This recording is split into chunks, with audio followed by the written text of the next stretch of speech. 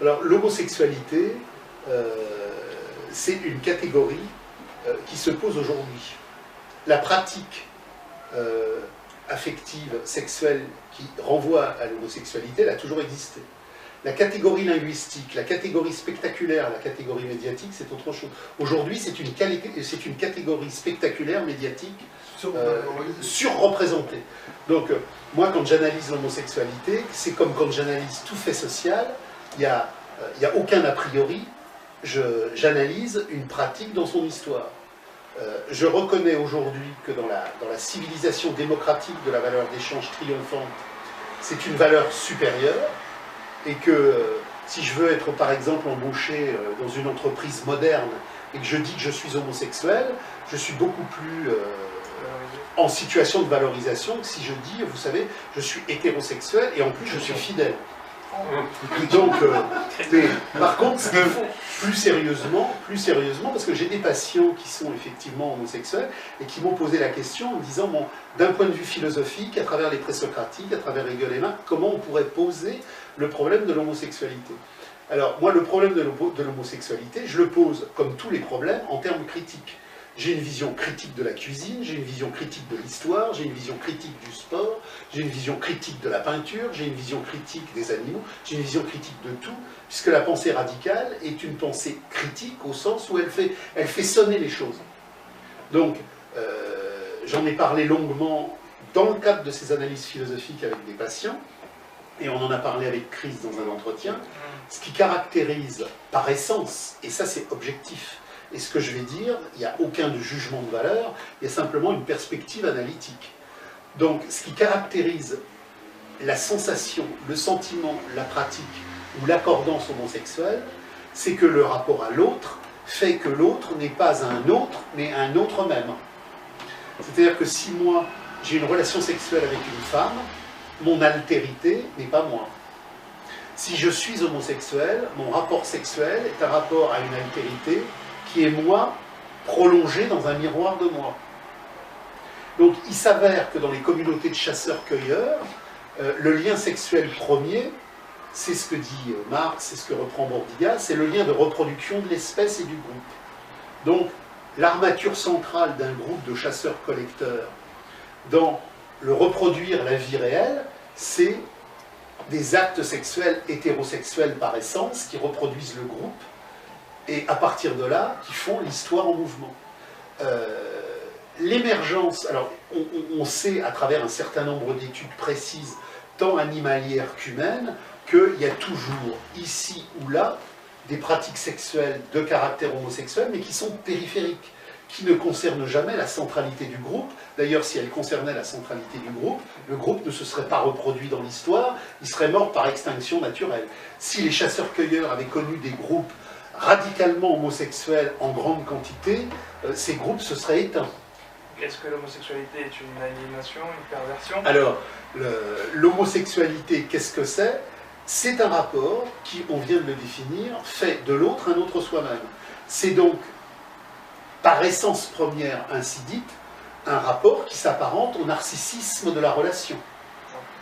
Donc le narcissisme de la relation, vous connaissez l'histoire de Narcisse.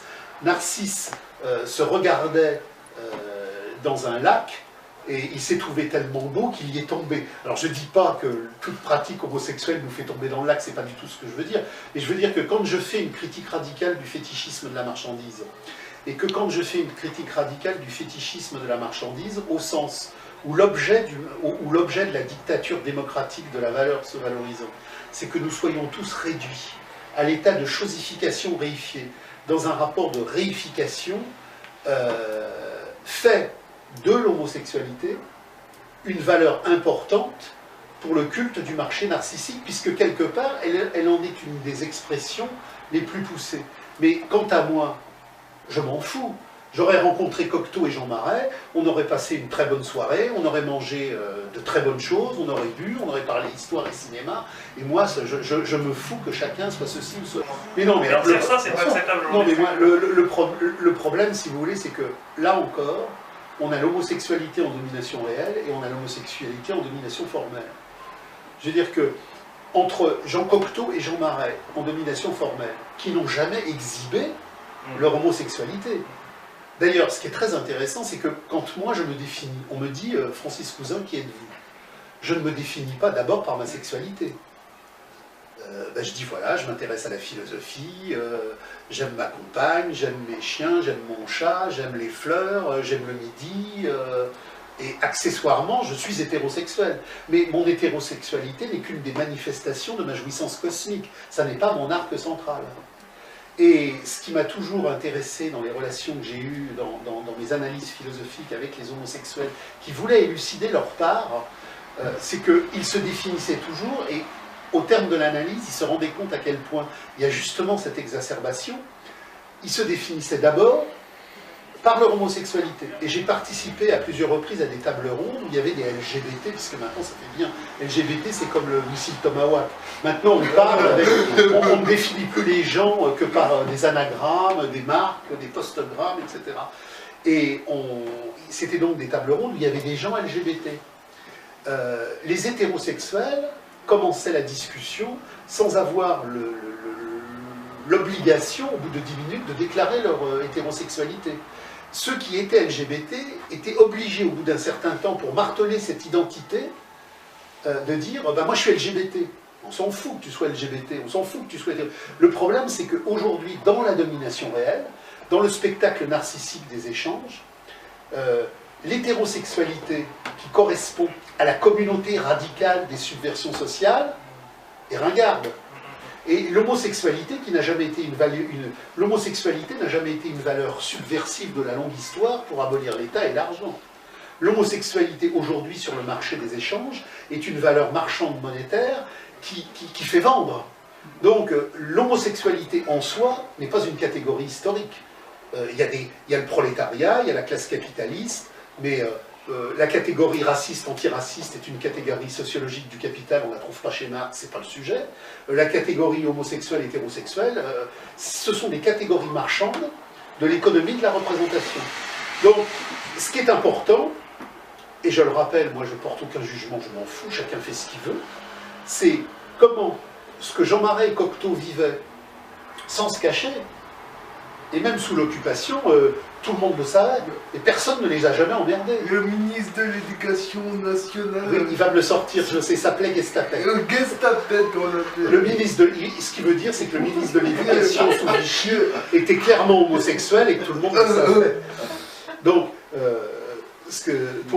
pour répondre à votre question, il faut sortir là encore des tabous, des totems, et avoir une analyse radicale.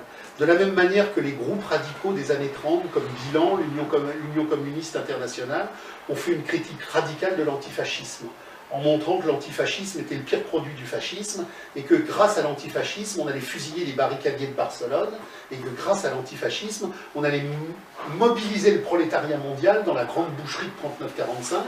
Après, on a fait la critique de l'antiracisme, en tant que l'antiracisme est le pire produit du racisme, c'est une dynamique capitaliste d'occultation, de fétichisation, pour ne pas voir les véritables enjeux de la lutte de classe. La lutte d'émancipation des homosexuels, à la limite, le prolétariat international, il s'en fout.